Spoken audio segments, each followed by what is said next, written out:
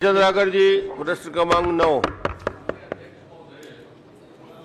मैं आपसे एक आग्रह करूंगा कि आप प्रश्न के परिशिष्ट को आप भी देखिए, और मैं कोई इसमें प्रश्न नहीं करना चाहता, मैं आपको कुछ चीजें बोलना चाहता हूं। और बहुत संवेदनशील विषय, जब आप मुख्यमंत्री थे, पंचायत और समाज कल्याण का डायरेक्टरेट एक होता था, तब इस स्कूल को हमने खोला था। इसमें आप देखेंगे, आपसे संरक्षण चाहता हूं, पढ़ देता हूं, फिर मैं पूछूंगा। जो स्वीकृत पद हैं वो 31, उसमें एक प्राचार्य को छोड़ के 30 पद खाली हैं दिव्यांगों के स्कूल में। 23 पद प्लेसमेंट एजेंसी से। अब प्लेसमेंट एजेंसी को मैं डिटेल करूंगा, अब आप प्रश्न ब को पढ़ लीजिए।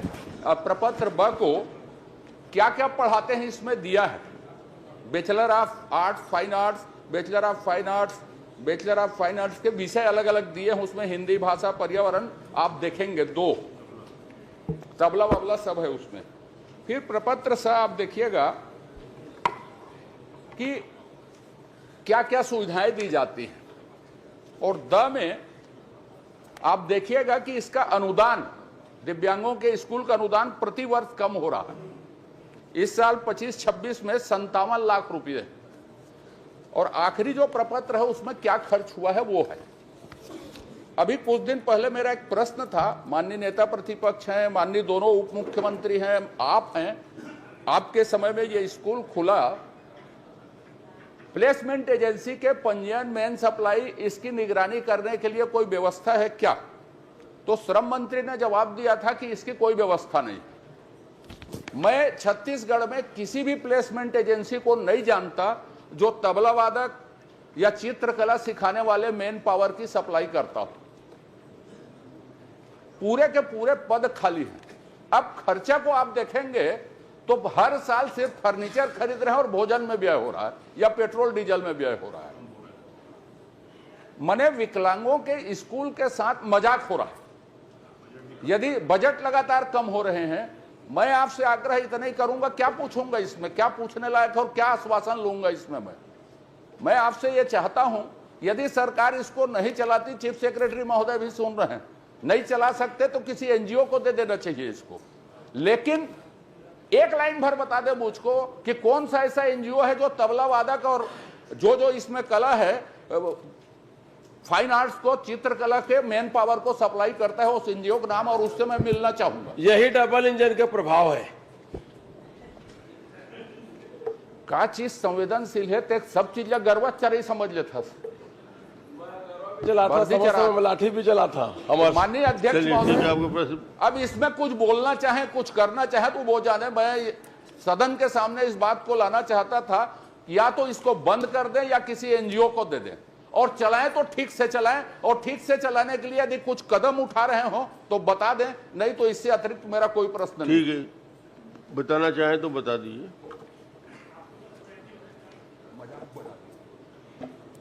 माननीय अध्यक्ष महोदय, वाकई में माननीय वरिष्ठ सदस्य ने जो प्रश्न लगाए हैं काफ़ी संवेदनशील है, काफ़ी गहराई है इस प्रश्न में।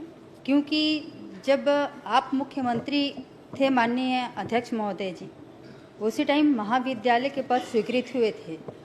ये प्रश्न आने के बाद मैं भी आश्चर्य हुई माननीय अध्यक्ष महोदय कि इतने लंबे समय के बावजूद भी इस पद को क्यों नहीं भरा गया। सिर्फ एक पद भरा गया है, बाकी सब खाली है माननीय अध्यक्ष महोदय। मुझे भी इस बात की काफ़ी तकलीफ है। हम दिव्यांग बच्चों के साथ ऐसा कर रहे हैं, अब किसकी गलती है माननीय अध्यक्ष महोदय मैं नहीं जानती, लेकिन कहीं ना कहीं हम दिव्यांग बच्चों के साथ उनकी भावनाओं को शायद नहीं समझ रहे हैं। ऐसा विषय आ रहा है इतने लंबे समय तक। माननीय अध्यक्ष महोदय, ये 2017 की बात है जब पद स्वीकृत हुई। 5 साल बात तो वहीं तक लाना पड़ता है माननीय सदस्य महोदय कि 5 साल इस पद में, क्योंकि 2018 में गवर्नमेंट चेंज हो गई थी माननीय अध्यक्ष महोदय। इस पे पूर्ववर्ती सरकार की जो विभागीय मंत्री है, इस पे अभी तक क्यों कार्यवाही नहीं की माननीय अध्यक्ष महोदय जी, इसको संज्ञान में क्यों नहीं? मैं भी अपने आप को दुर्भाग्य समझती हूँ माननीय अध्यक्ष महोदय। आपको 1.5 साल से ऊपर हो गए, वही मैं कह रही हूँ माननीय अध्यक्ष महोदय जी। पिछले सरकार और आगे सरकार की बात नहीं करनी है। आप का मंत्रालय, आप उस पर क्या कर सकती हैं, आगे बढ़ने की बात करिए। पीछे जो हुआ है उसकी गलती के लिए आज विवरण नहीं देना है, आप भविष्य में क्या करेंगे उतना ही बता दीजिए। जी माननीय अध्यक्ष बस, महोदय जी, उतना मैं इसी पर्याप्त बात होगा। पे आ रही थी कि मुझे विभागीय अधिकारियों के माध्यम से शायद मुझे जानकारी प्राप्त हुआ या मैं इतनी गहराई तक नहीं पहुंच पाई। माननीय अध्यक्ष महोदय, मैं भी इस बात को स्वीकार करती हूं, मुझे अब माननीय सदस्य के माध्यम से ये जानकारी प्राप्त हुई है। वैसे माननीय अध्यक्ष महोदय, हम अभी फिलहाल में क्योंकि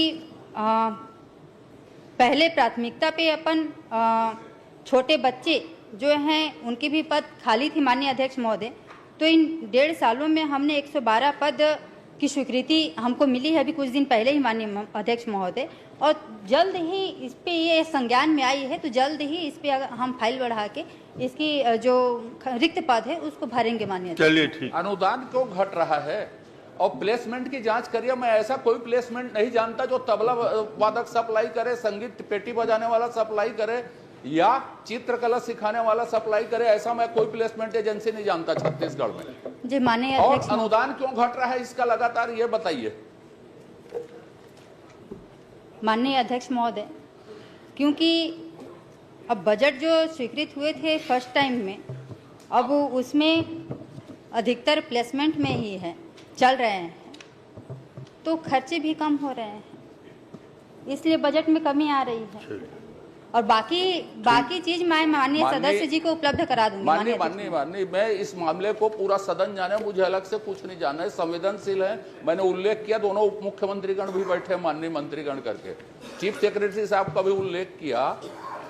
आपका प्लेसमेंट शुरू से चल रहा है, रिक्त पद शुरू से खाली है, तो 97 लाख से 57 लाख क्यों आ गया? वो तो प्लेसमेंट शुरू से चल रहा है। क्या कारण है कि आप अनुदान उसका घटवा रहे हैं?